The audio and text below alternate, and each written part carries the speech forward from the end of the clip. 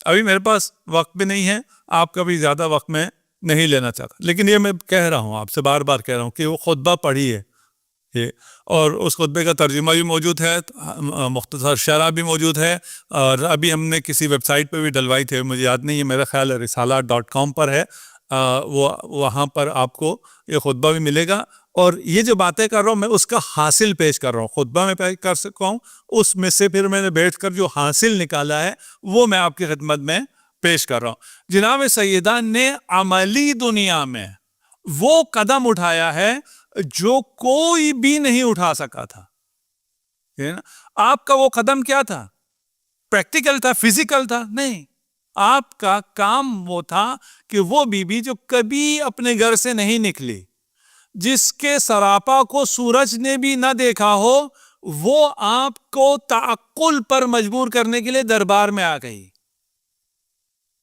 وہاں سے صدق لینا مقصود نہیں تھا، وہاں آپ کو سوچنے پر مجبور کرنا تھا کہ سوچو تو کہ وہ کیا حالات پیش آ گئے اتنے کم دنوں میں، رسالت مآب کی رحلت کے چند دنوں میں وہ کیا حالات پیش آ گئے کہ اس کی اکلوٹی بیٹی، جسے بضعۃ منی کہا کرتے تھے، جس کے دروازے پر جا کر رسول خدا سلام کیا کرتے تھے، جس کے آنے پر اپنی مسند کو چھوڑ دیا کرتے تھے، اٹھ کر استقبال کیا کرتے تھے، ان کا ہاتھ چوما کرتے تھے، اس پر ایسے حالات آ گئے کہ اسے دربار میں آنا پڑا۔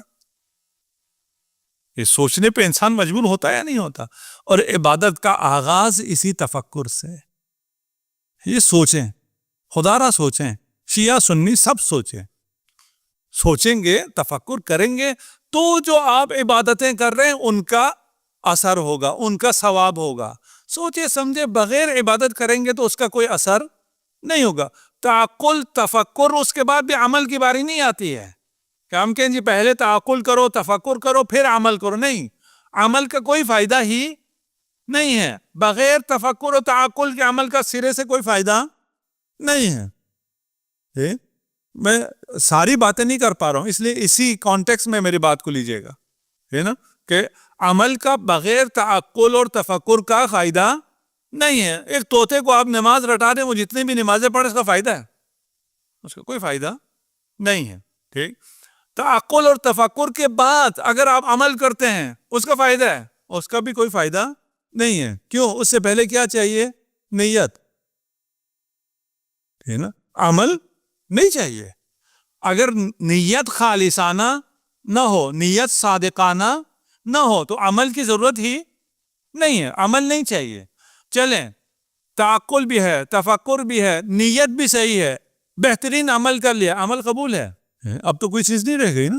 تعقل بھی ہے، تفکر بھی ہے، نیت بھی ہے، نیت بھی صالح ہے، خالص ہے، عمل بھی بالکل بہترین ہے، قبول ہے؟ نہیں ہے۔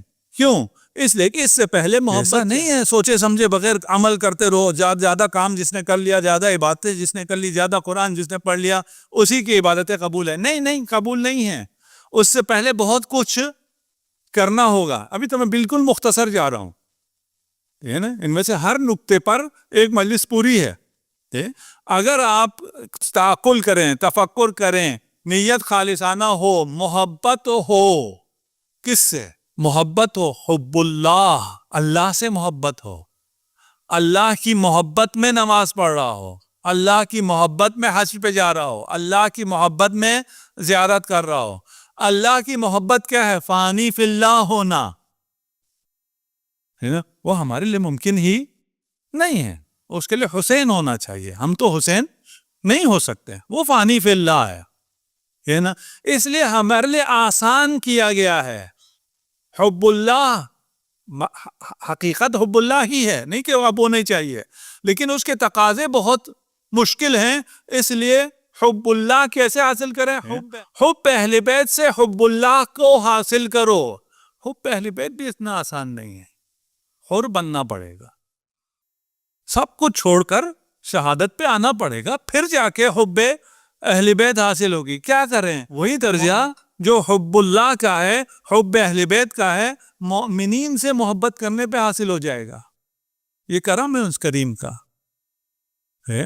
اسی خطبے میں جناب زہرا ارشاد فرماتی ہیں صلوات پڑھ محمد علیہ کہ ساری نعمتیں اسی نے دی ہیں، اسی کی دی ہوئی نعمت سے ہم عبادت کرتے ہیں، تعقل کرتے ہیں، تفکر کرتے ہیں، نیت کرتے ہیں، عمل کرتے ہیں، سب کیسے کرتے ہیں؟ اسی کی دی ہوئی نعمت سے، اس کی دی ہوئی نعمت سے جو عبادت کی ہے، اس عبادت سے اس کی دی ہوئی نعمت کا شکر ادا نہیں ہو سکتا، لیکن وہ کتنا کریم ہے کہ اس عبادت پر شکر بھی تسلیم کر لیتا ہے اور مزید ثواب بھی دے دیتا ہے۔ مزید ثواب تو بنتا ہی نہیں تھا نا، نماز پڑھنے کا کیا ثواب بنتا تھا؟ جو پچھلا دیا ہوا ہے اس کا شکر بھی ہماری نماز سے ادا نہیں ہوتا تھا۔ یہ ان کا کرم ہے، یہ کرم ہے خدا کا کہ آپ کو اپنی محبت کی جگہ اہل بیت کی محبت ہے یا نہیں ہے، کہاں سے پتہ چلے گا؟ اگر آپ اپنے مومن برادر سے محبت کرتے ہیں یا نہیں کرتے ہے نا۔ آپ کا مومن بھائی پریشانی میں ہو، آپ کو کوئی فکر نہ ہو، اور آپ اہل بیت سے محبت کرتے ہو، اہل بیت آپ کی محبت کو قبول، اب میں یہ نہیں کہہ سکتا، البتہ وہ کریم ہے، ٹھیک ہے نا، یہ دعویٰ میں نہیں کر سکتا، بہت سخت مشکل ہے، لیکن ہم اپنے تو یہ تو کہہ سکتے ہیں کہ اس محبت کا حق ادا نہیں کر سکتے تھے، اس میں جو ہو سکتا تھا وہ تو ہم نے کیا ہے۔ اب اگر نماز میں آتے ہیں، مجلس میں آتے ہیں، اور کوئی صاحب ایسا ہے جس کی وجہ سے آپ کو راحت ہو، رسول خدا خطبہ دے رہے تھے، ایک امیر صحابی بیٹھے تھے، ایک غریب صحابی آیا، غریب کے آنے پر امیر نے اپنے آپ کو تھوڑا سا سمیٹ دیا، یہ اس قسم کے کپڑوں میں آ کے میرے سائڈ پہ بیٹھ گیا، رسالت مآب کا چہرہ متغیر ہو گیا، غضبناک ہوئے، وہ صحابی بھی اچھا صحابی تھا، اس نے معذرت خواہی کی، رسول خدا سے کہا آپ مجھے معاف کر دیں، میں آپ کے اذیت کا موجب بنا، کہا مجھ سے نہیں، اس سے معافی مانگو، اس سے جب اس نے معافی مانگی اور کہا میں اپنا آدھا مال تجھے دیتا ہوں، تو مجھے معاف کر دے، کہا جس مال کی وجہ سے رسول خدا ناراض ہوئے وہ میں لے لوں، اتنا فرق ہے معرفت میں کہ کون غریب تھا کون امیر تھا، یہ کتنا امیر تھا۔ ہمیں اس کو ہمیں دیکھنا ہے، ہمیں یہ نہیں دیکھنا یہ میرے ساتھ کیسا ہے، مجھے یہ دیکھنا ہے اس کے دل میں حسین کی محبت کتنی ہے، یہ نا، میرا وہ مخالف ہی کیوں نہ ہو، مجھے کیا فرق پڑتا ہے، میں ہوں ہی کیا، میری حیثیت ہی کیا ہے، ٹھیک ہے، میرے آقا کو چاہتا ہے بس ٹھیک ہے، میں اس کو چاہتا ہوں۔ ہم کس میں لگے رہتے ہیں، اس نے فلاں دن مجھے سلام نہیں کیا، اس نے فلاں دن مجھے جگہ نہیں دی، اس نے مجھے دعوت میں نہیں بلایا، اس نے کس نے پتہ نہیں کیا نہیں کیا، لیکن یہ عشق حسین میں جان دینے کے لیے تیار ہے یا نہیں ہے؟ ابھی آپ سب نے شرکت کی نماز جمعہ میں، اسی جذبے پر مجھے پھر کچھ اور نظر آنا چاہیے کہ میں آ رہا تھا تو مجھے کس نے سلام کیا، کس نے سلام نہیں کیا، کس نے راستہ دیا، کس نے راستہ نہیں دیا، یہ کوئی چیزیں ہیں، وہ کیوں مجھے وہ محبت نظر نہیں آتی جو آپ کے دلوں میں ہے، اور اس محبت کی وجہ سے میں آپ سے محبت کروں، باقی سب چیزوں کو میں چھوڑ دوں۔ دیکھیے اگر ہم اس تھوڑا سا سوچ سکیں، اور اسے میں نے کہاں سے لیا، میں آپ کو عرض کروں، 40 میں آپ گئے ہیں انشاءاللہ کربلا، اور جو نہیں پہنچے انہیں کربلا کی خدا زیارت نصیب فرمائے، جو پہنچے انہیں بھی دوبارہ زیارت نصیب فرمائے۔ وہاں رش بھی ہوتا ہے، مشکلات بھی ہوتی ہیں، اتنا جب 4 کروڑ لوگ کربلا میں ہو تو یہ تو نہیں ہو سکتا کہ کوئی دھکا نہ لگے، کوئی کہیں پہ انسان مشکل میں نہ ہو، ٹھیک، وہاں میں نے نوٹ کیا اور میں نے اس کو ویڈیو بھی کیا ہوا ہے، اتنے مشکل میں بھی کسی کے چہرے پر کوئی آثار نہیں ہے، ناراحتی کے کوئی آثار نہیں ہے کہ مجھے دھکے کیوں لگ رہے ہیں، مجھے کیوں اس طرح کیوں ہو رہا ہے، یہ مشکل کیوں نہیں، اور سب کے چہروں پر ایک عجیب اطمینان ہوتا ہے۔ کیوں؟ اس لیے کہ اس کے اطراف میں جتنے ہوتے ہیں سب سے وہ محبت کرتا ہے۔ وہ محبت کیوں کرتا ہے؟ کیونکہ ایک عنوان ہے، زائر حسین، اس عنوان کی وجہ سے وہ اس کی محبت کرتا ہے، اتنی محبت کرتا ہے خود زیارت پہ نہ جا کر راستے میں کھڑے ہو جاتا ہے کہ میں اس کو زیارت پہ پہنچا دوں، اور جو زیارت پہ جا رہا ہے اس کی میں خدمت کر لوں۔ یہ جذبہ کتنا خوبصورت کر دیتا ہے۔ اس جذبے کو ہم جو کربلا جاتے ہیں تو اسے سیکھ کے ہمیں واپس آنا چاہیے، اپنے معاشروں میں ہمیں عام کرنا چاہیے۔ اس تعقل کو اگر ہم انشاءاللہ لیں تو ہماری بہت سی مشکلات حل ہو سکتے ہیں۔ صلوات پر محمد و آل محمد۔ آج کے اس دور میں ایام فاطمیہ کا احیاء اور اسے زندہ رکھنا انتہائی بڑی عبادت ہے اور بہت بڑا جہاد ہے.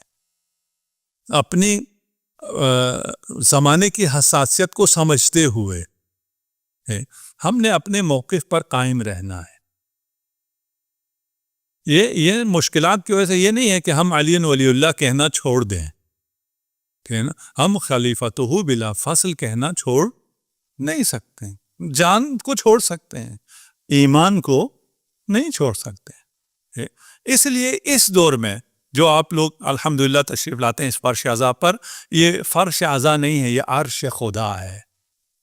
یہ ہے نا، ان مشکلات میں جب آپ آتے ہیں، ان مصائب کو، اور جو روایات میں کہتے ہیں یہ صحیح روایت کہاں ہے، اس کی سند کہاں ہے، اس حالات میں بیسیوں لوگوں نے اس واقعے کو لکھا جس کو لکھنے کا مطلب موت تھی.